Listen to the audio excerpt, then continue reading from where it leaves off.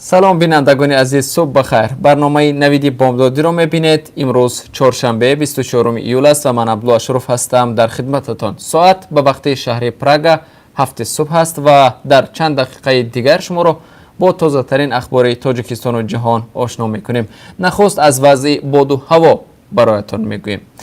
هوا در شهر پراگ پایتخت جمهوری چک و قرارگاه مرکزی رادیو آزادی نیمه ابری است و حرارت دوام روز به 33 درجه می رسد. در شهر دوشنبه هوا خیلی گرم است و پیش بینی می شود حرارت تا به 42 درجه در دوام روز برسد.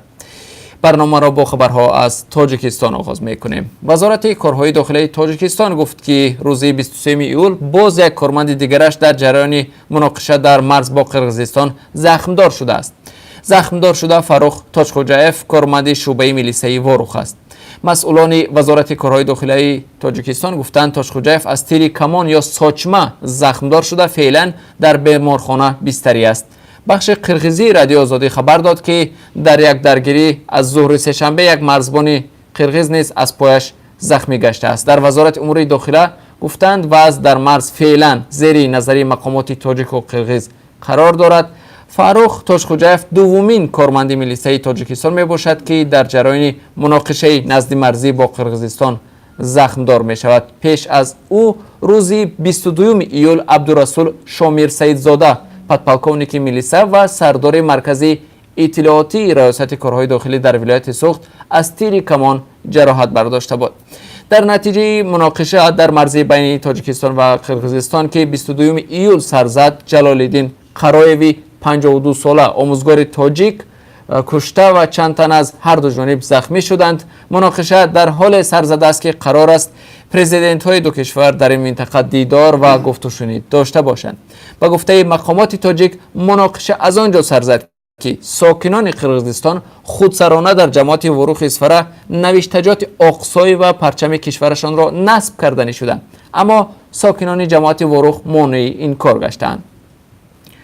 طالب ایامبکوف، افسر مستعفی که یکی از شخصان دارای نفوذ در بدخشان نام برده می شود، از امانت بانک 177,000 سومانی قرضدار بوده است. سراج‌الدین اکرامی، رئیس امانت بانک، روز 23 ایول در حضور خبرنگاران گفت یادگار محمد اسلمов، یکی از افراد دیگری تاثیرگذار در ولایت مختار بدخشان که هنوز سال 2008 از این بانک 350,000 سومانی قرض گرفته بود، آن را پورا در نزد بانک پرداخت کرده، اما قرض طالب ایامبکوف باقی مانده است. رئیس امانت بانک گفت خود طالب ایامبکوف و پدر او از این قرض آگاه هستند و برای پرداختن آن آماده نیز هستند. اگر آنها امکانیت پیدا کنند قرض را میپردازند، گفت او.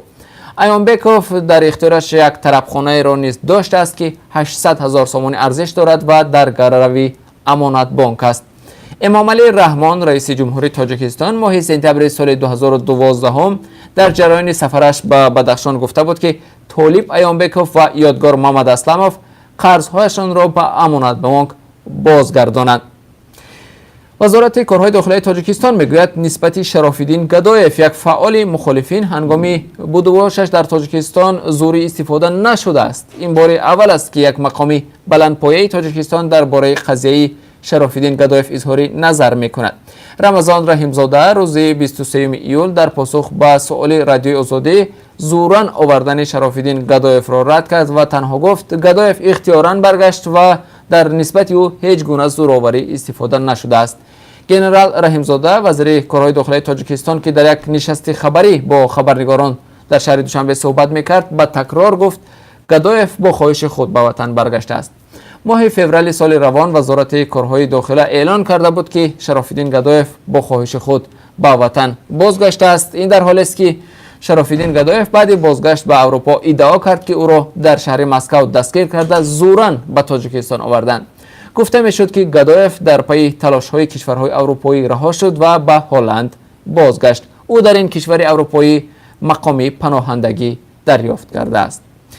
بینندگان عزیز، اگر شما خبر، عکس و یا نوار نادری دارید که میخواهید از آن دیگران هم آگاه شوند، پس آن را توسط پیام رسان‌های وایبر و یا واتساپ به ما فرستید. رقم تلفن ما +420 724 05 66 81 است. یادآور میشم که این تلفن تنها برای گرفتن پیام ها است. اگر شما خبر فرستادید ما جزئیات آن را از شما پرسان می شویم. آژانسی سقوط اجتماعی و نفقه تاجیکستان در پای یک سنجش در چند شهر و نواحی کشور معلوم کرد که هزارها نفر که حالت معیوبیشان تصدیق نشده است نفقه معیوبی می گرفتند.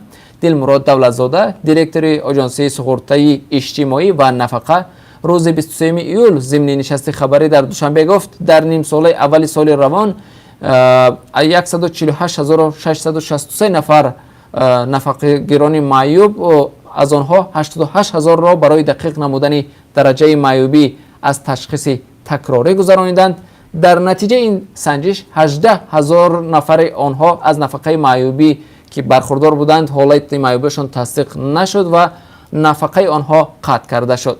رئیس آژانسی سقوط اجتماعی و نفقه تاکید نمود که شماره عمومی نفقه گیران در تاجیکستان بیش از 699,000 نفر را تشکیل می دهد و اندازه میانه نفقه در کشور 315 سومانی و 30 درم است. بیننده ارجمند حالا رو میاریم به خبرها از خارج تاجیکستان. بوریس جانسون محافظه‌کار و جانبدار سرسخت خروج بریتانیا از اتحادیه اروپا رهبر نوی حزب محافظه‌کار انتخاب شد و همکنون جای ترزا می را در کرسی نخست وزیری بریتانیا اشغال خواهد کرد. سابق وزیر خارجه 55 ساله در یک آوازدهی روز 23 ایول بدون مشکل رقیبش وزیر خارجه عمل کننده جرمی هانت را مغلوب کرد. در آوازدهی که توسط تلویزیون نمایش داده شد جانسون بیش از 92 و هانت بیش از 46 آواز به دست آوردند. جانسون هشدار داد که تا آخر اکتبر سال جاری بریتانیا را از هیئت اتحادیه اروپا بر اساس سازش و یا بدون سازش بیرون میکشد. او را مشکلات زیاد در پیش است، هرچند وکیلان پارلمان بریتانیا گفتند که در صورت بدون برگزیت ترک اتحادیه اروپا کردن بریتانیا همگونه حکومت را سرنگون خواهند کرد. جانسون در اظهاراتی که بعد اعلان نتیجه های آوازدهی داد گفت که تمام تلاشش را به خرج می دهد تا که برگزیت را تا 31 اکتبر برگزار کند. در جریان سفر 3 روزه‌اش به واشنگتن سروزیر پاکستان عمران خان گفت به احتمال زیاد طالبان 2 گروگان را که در ماه اوگوست سال 2016 به دست آنها افتیدند رها کنند. در ملاقات با دونالد ترامپ پرزیدنت ایالات متحده آمریکا عمران خان گفت به زودی اسلام آباد درباره شهروند آمریکا کوین کینگ و شهروند استرالیا تیموتی ویکس خبری خوبی خواهد داشت. زمان این دو نفر در دانشگاه کابل درس می‌دادند. روز سه‌شنبه در جریان سخنرانیش در انستیتوت صلح در واشنگتن عمران خان گفت که او نقشه دارد طالبان را به مذاکرات با حکومت افغانستان مایل کند. 22 ایول عمران خان با پرزیدنت دونالد ترامپ و 23 ایول با کاتب دولتی آمریکا مایک پامپئو واخورده اظهار امید کرده بود که اسلام آباد در ختم نزاعی 18 ساله در افغانستان سهم خواهد گرفت. فعلا فرستاده ایالات متحده آمریکا در امور افغانستان زلمای خلیلزاد عازم کابل است تا دوره نوبتی مذاکرات صلح افغانستان را آغاز کند. فدراسیون بوکس روسیه میگوید که مرگ مشتزن روس ماکسیم داداشف را تحقیق خواهد کرد. داداشف از زخم‌هایی که در جریان مسابقه در ایالات مریلند آمریکا برداشته بود به هلاکت رسید.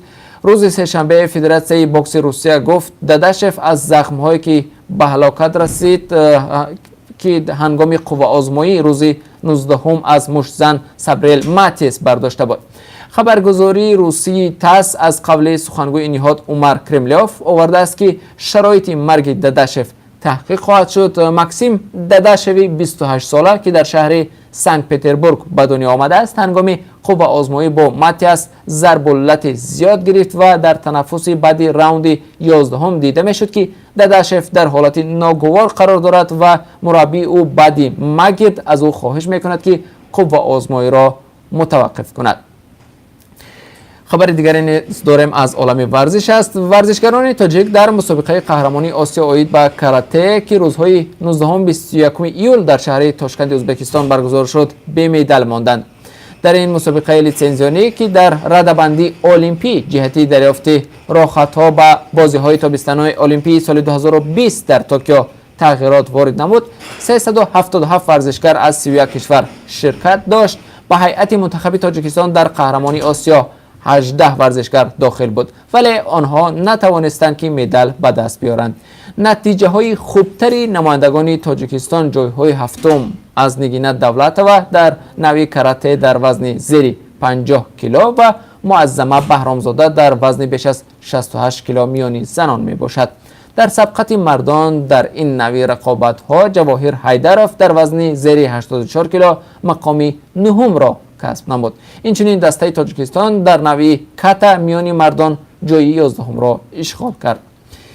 бинандагони азиз, дар поёни ин нашри хабар бо дархости шумо ҳамчун назаре доштем ба қурби арзи хориҷӣ дар Тоҷикистон тибқи қурби асъори хориҷӣ барои имрӯз ки аз ҷониби Бонки Миллӣ муайян шудааст. 1 доллари амрикоӣ 9 сомонӣ ва 43 дирам, 1 евро 10 сомонӣ ва 55 дирам ва 1000 рубли русӣ 149 сомонӣ арзиш дорад.